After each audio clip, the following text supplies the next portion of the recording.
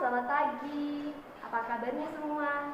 Semoga sehat selalu dan tetap dalam lindungan Tuhan yang Maha Esa. Bacaan kita hari ini terdapat dalam Matius 19 ayat 16 sampai 26. Firman Tuhan berbunyi demikian. Orang muda yang kaya.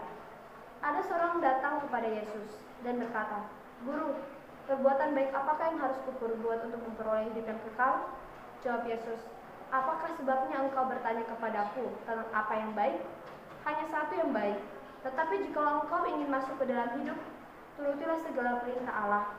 Kata orang itu kepadanya, "Perintah yang mana?" Kata Yesus, "Jangan membunuh, jangan berzinah, jangan mencuri, jangan mengucapkan saksi dusta.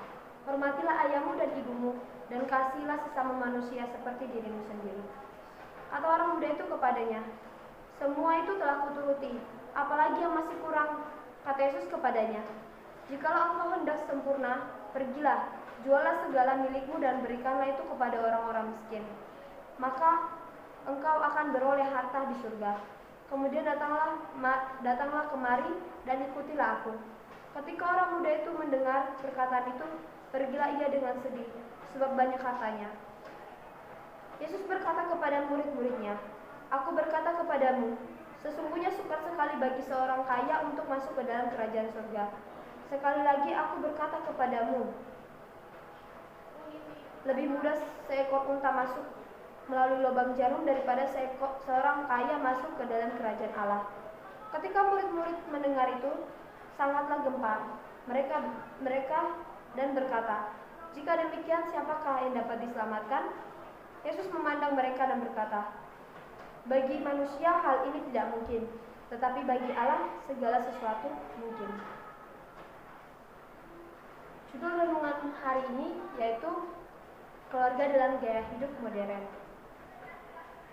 Gaya hidup menggambarkan keseluruhan dalam diri seseorang berinteraksi dengan lingkungannya.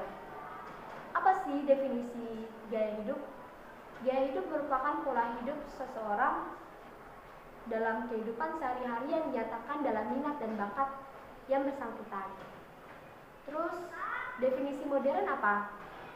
Modern itu dapat diartikan sebagai sikap dan cara bertindak yang sesuai dengan tuntutan zaman sekarang. Nah, ada beberapa bentuk keluarga dalam gaya hidup modern sekarang. Bentuk yang pertama itu adalah memiliki kebebasan untuk bercengkrama di tempat-tempat tertentu. Yang kedua, memiliki kebiasaan untuk melakukan makan siang, makan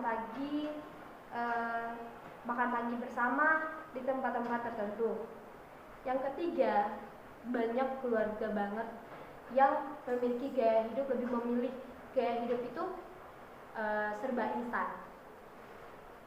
Di dalam Alkitab, gaya hidup modern itu memiliki kecenderungan yang bersikap konsumerisme. Konsumerisme itu adalah gaya hidup yang menganggap bahwa barang-barang mewah, barang-barang mahal itu merupakan ukuran kebahagiaan, kesenangan yang membentuk seseorang itu tidak dapat berhemat. Jadi kebanyakan keluarga yang kaya raya itu lebih memiliki barang-barang yang mewah, mahal. Itu gak apa-apa sih berbelanja barang-barang mewah, barang-barang mahal. Tetapi alangkah baiknya di dalam suatu keluarga itu lebih memiliki sikap untuk berhemat. Sebab kalau setiap hari berbelanja barang-barangnya mewah, barang-barangnya mahal, itu dapat merupakan salah satu sifat yang tidak patut dicontoh, yaitu sifat yang memiliki sikap atau sifat tidak berhemat atau boros ya. Kemudian materialisme. Ini adalah pandangan hidup yang menjadi dasar segala sesuatu termasuk kehidupan manusia di dalam keadaan semata-mata, kebendaan semata-mata dengan mengesampingkan segala sesuatu yang mengatasi alam indera. Selanjutnya itu hedonisme. Ini merupakan pandangan hidup yang menganggap bahwa kesenangan dan kenikmatan materi merupakan tujuan utama dalam kehidupan di dunia. Sebenarnya kenikmatan dalam keluarga itu materi aja nggak cukup. Kenapa? Karena dalam keluarga itu kita perlu adanya cinta kasih. Cinta kasih yang harus dibangun sebagai dasar dalam keluarga.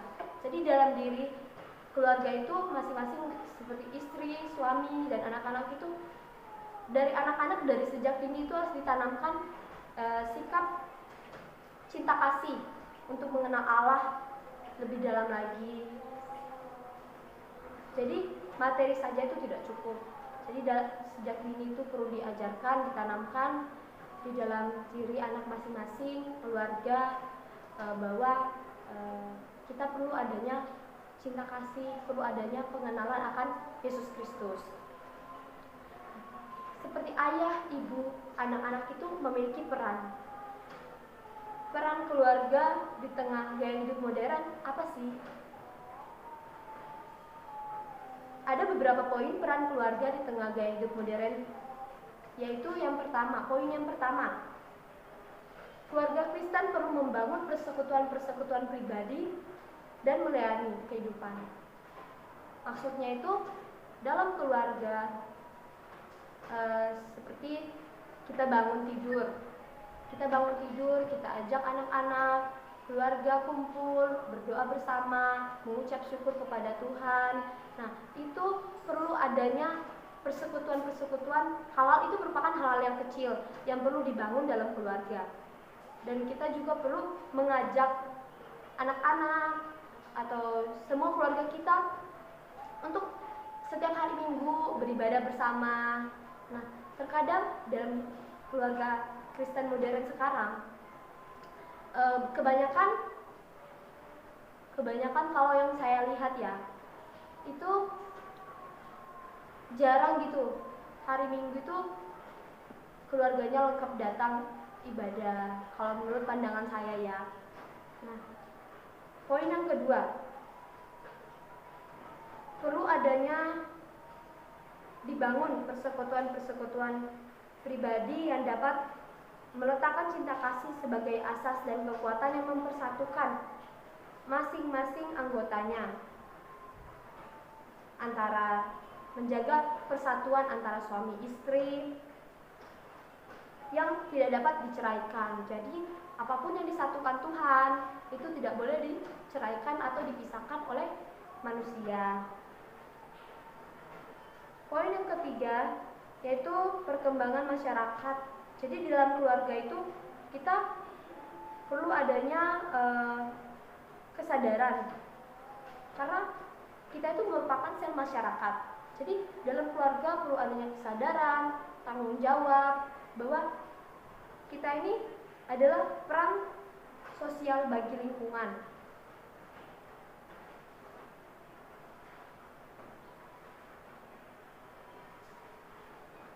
Oleh karena itu,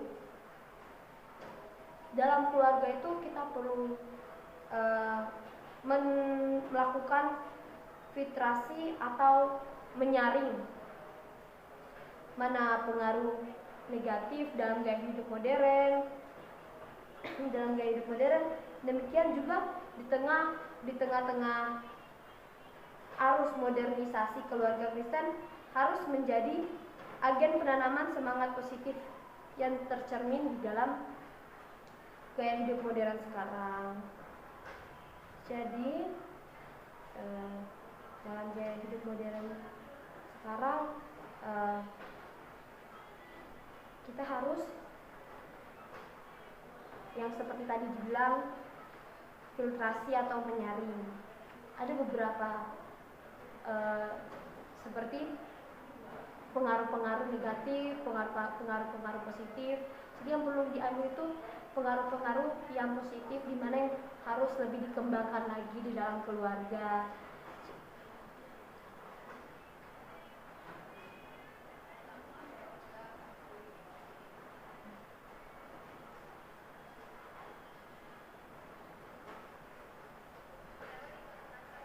Jadi cukup sekian